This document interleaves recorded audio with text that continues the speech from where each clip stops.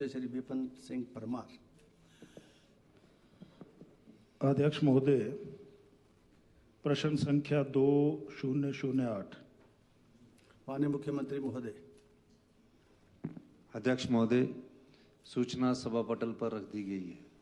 माननीय विपिन सिंह परमार जी। माननीय अध्यक्ष महोदय, विस्तार से सरकार की ओर से माननीय मुख्यमंत्री जी की ओर से उत्तर आया है। सर्वप्रथम मैं ये जानना चाहता हूं कि जो लंबा चौड़ा उत्तर आया उसमें लगभग शिमला में 66 भवन जो है वो असुरक्षित घोषित किए हैं, जो नॉर्म्स हैं उसके अनुसार, जिसमें आवासीय और सरकारी भवन भी हैं, सरकारी कार्यालय भी हैं, जिसमें आपने फॉरेस्ट डिपार्टमेंट के भवन है, टेक्निकल एजुकेशन है, एनिमल हस्बेंड्री है, स्टेट ऑफिसेज इत्यादि है। तो मैं एक तो माननीय मुख्यमंत्री जी से आपके माध्यम से जानना चाहता हूं कि ये जो रेजिडेंशियल बिल्डिंग है जिनको अनसेफ डिक्लेयर किया गया है, उसमें कर्मचारी और अधिकारियों की कुल संख्या कितनी है,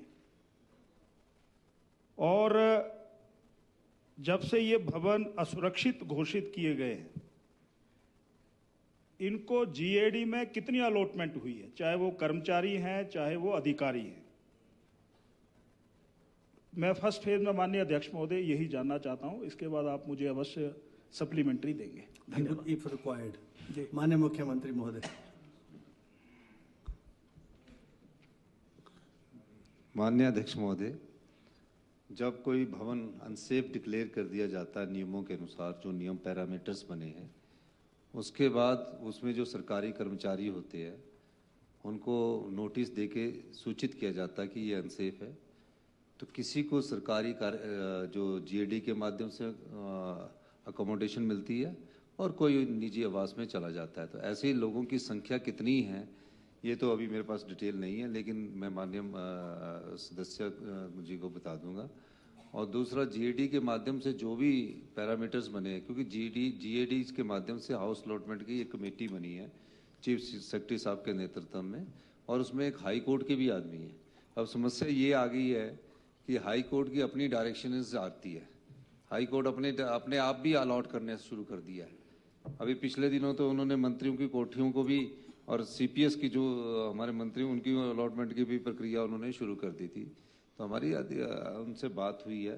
तो ये जो जीडी के तहत जो भी अकोमोडेशन खाली होती है, पैरामीटर्स के हिसाब से उनको अलॉट कर दिया जाता है, और पैरामीटर के हिसाब से जिसको भी अकोमोडेशन मिलती है उसको, अगर असुरक्षित भवन में है उसको भी हम प्रेफरेंस देते हैं कि कहीं जल्दी है। अभी कल आग लगी तो वहाँ जीएडी को हमने डायरेक्शन दी कि एकदम उनको एक ये हाउस अलॉट करना चाहिए। तो ऐसी कई परिस्थितियों के हिसाब से भी अलॉटमेंट जीडी को डायरेक्शन देकर की जाती है। माननीय श्री विपिन सिंह परमार जी। माननीय अध्यक्ष महोदय, एक तो मैं जब सूची पढ़ रहा था शिमला की, उसमें जो मेट्रोपोल है जहां पर कर्मचारी भी रह रहे हैं और कुछ एक विधायकों को भी अलॉटमेंट हुई है, तो मैं ये जानना, क्या ये बिल्डिंग भी अनसेफ डिक्लेयर कर दी गई है, और अनसेफ डिक्लेयर करने के बाद यहां पर कर्मचारी या एमएलए कितने हैं जिनको ये अलॉटमेंट की गई है?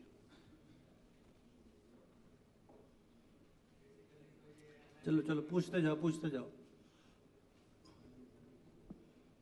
विधानसभा की बिल्डिंग है, मैं ही दे देता हूं जवाब। आप बैठे।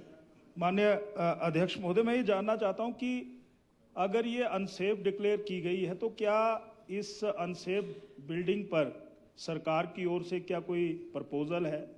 यहाँ पर जो विधानसभा के कर्मचारी हैं या यहाँ के एमएलएज हैं उनको रेजिडेंशियल फ्लैट्स या भवन बनाए जाएंगे, ये मैं जानना चाहता हूँ।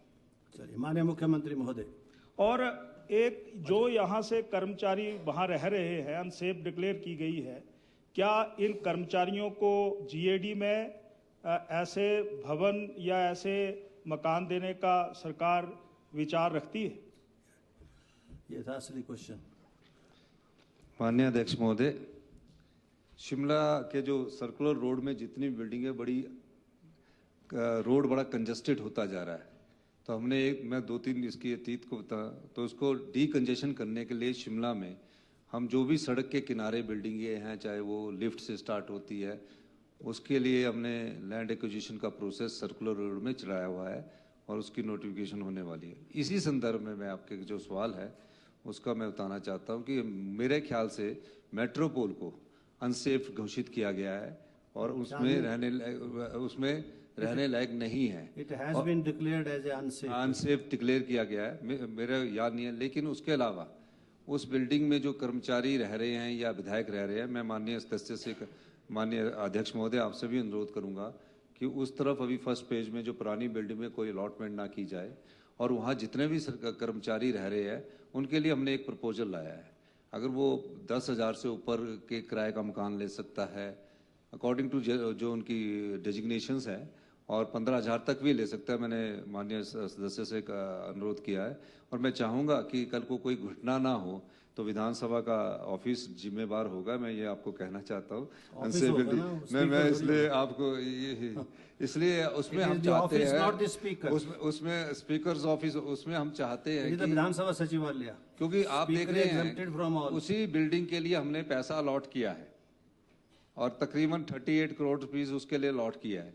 आप देखते हैं कि ऊपर रॉक्सी के पास भी लंबी गाड़ियां, जब विधानसभा की सेशन का लगते हैं तो लंबी गाड़ियां खड़ी रहती है, जबकि वो रिस्ट्रिक्टेड रोड है। हमने बोला कि उसकी पार्किंग भी नीचे बनाई जाए। 38 करोड़ रुपया इनिशियल अमाउंट है, अगर उसमें 100 करोड़ रुपया और खर्च करना पड़ेगा फॉर MLAs के लिए और 4 बेडरूम्स का हमने उसमें बोला है तो उसमें खर्च करेंगे। लेकिन मेरा आपसे प्रार्थना रहेगी व्यक्तिगत तौर से, अनसेफ बिल्डिंग में कोई भी होगा सरकार जिम्मेवार नहीं होगी, विधानसभा का ऑफिस होगा। और मैं चाहूंगा कि आप 2 महीने के भीतर इस पर फैसला करें और फैसला करने के बाद जिन भी कर्मचारियों को है उन कर्मचारियों को आप जो हमने किराया पॉलिसी लाया उसके हिसाब से उनको मकान अलॉट कर दिया जाए। और उनके लिए अकोमोडेशन बनाने के लिए भी मैं माननीय अध्यक्ष महोदय आपको कहना चाहूँगा कि आपकी कहीं विधानसभा की जगह है, वहाँ आप अकोमोडेशन बनाने के लिए भी हम उसमें पैसा उपलब्ध करवाने को तैयार है। 11-12 महीने में बिल्डिंग बन जाती है, तो 2 महीने का मैं आपको आश्वासन देना चाहता हूँ कि 2 महीने के अंदर हम उस पर कार्रवाई आगे करेंगे। धन्यवाद। चलिए, माननीय विपिन सिंह, जो रेलिवेंट था पूछा नहीं आपने कि जैसे हाई कोर्ट ने रजिस्ट्रार जनरल को बाई ऑर्डर ऑफ कोर्ट जो है हाउसिंग कमेटी का मेंबर बना दिया, why not a sachiv Vidhan Sabha also be a member of that? I have written a letter to the government. If the High Court can do this, why not the Vidhan Sabha Secretariat itself?